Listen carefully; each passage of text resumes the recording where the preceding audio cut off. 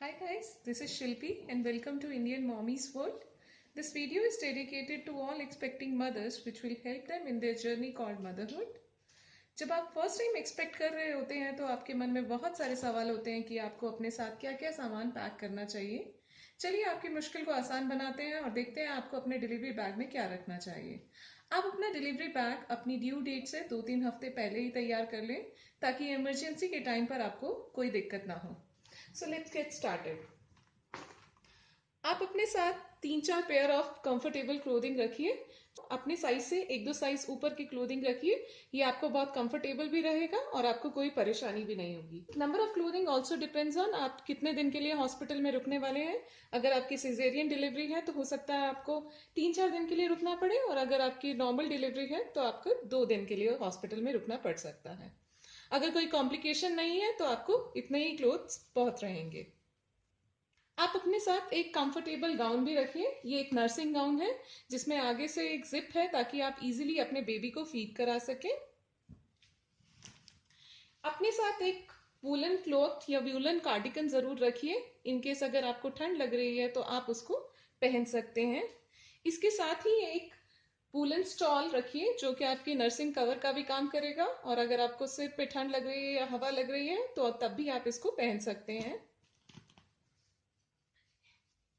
एक pair of clothing रखिए जो कि आपके हॉस्पिटल से घर आने के लिए काम में आएगी।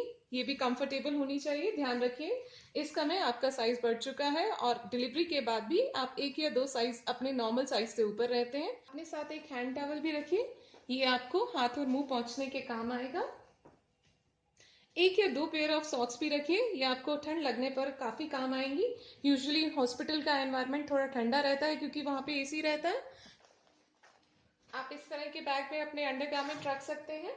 अगर आप चाहें तो अपने साथ एक नर्सिंग ब्रा भी रख सकते हैं जो कि फीड कराने में बहुत इजी रहता है। उसमें ऊपर की तरफ एक क्लिप ऑन रहता है जिसको आप खोलकर फीड करा सकते हैं, और फीड कराने के बाद इसको बंद कर दीजिए।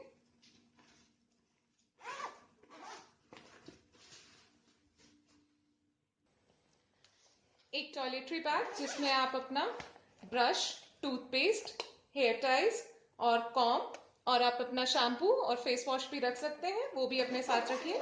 ये सब सामान आपको हॉस्पिटल में काम आएगा। इसके बाद आप अपने साथ कुछ सैनिटरी नैपकिन रखिए। आप कोई भी सैनिटरी नैपकिन ले सकते हैं जो आप अब करंटली यूज कर रहे हैं। इसके अलावा एक पेयर ऑफ स्लीपर्स जो कि आपको वहां हॉस्पिटल में पहनने के काम आएगी, उसको एक डस्ट बैग में रखिए ताकि आपके बाकी के कपड़े खराब ना हो। मैंने एक ऑलरेडी मेरे पास एक डस्ट बैग था शूज के लिए, मैं वो यूज कर रही हूँ यहाँ पर।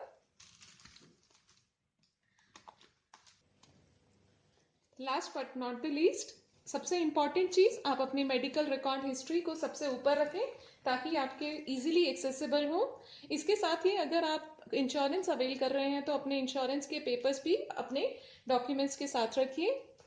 आपको हॉस्पिटल में जो कंपनी कर रहा है आप उनकी भी जरूरत का ध्यान रखिए और उनके लिए भी कुछ सामान अपने साथ रखिए।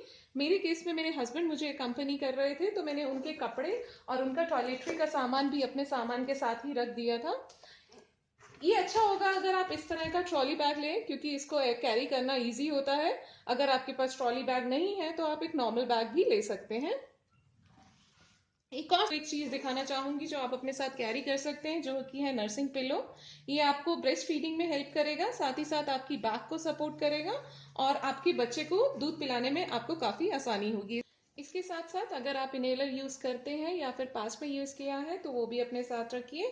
और कोई इसके अलावा कोई मेडिसिन भी आप ले रहे हैं आपकी प्रेगनेंसी के अलावा तो वो भी अपने साथ किसी एक पाउच में डाल के जरूर रखिएगा।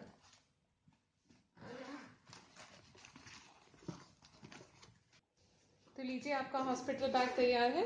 अगर आपको ये वीडियो पसंद आया है तो लाइक, शेयर और सब्सक्राइब करना ना भूलें। आप अपने कमेंट्स कमेंट सेक्शन में लिख सकते हैं। Thank you and happy motherhood.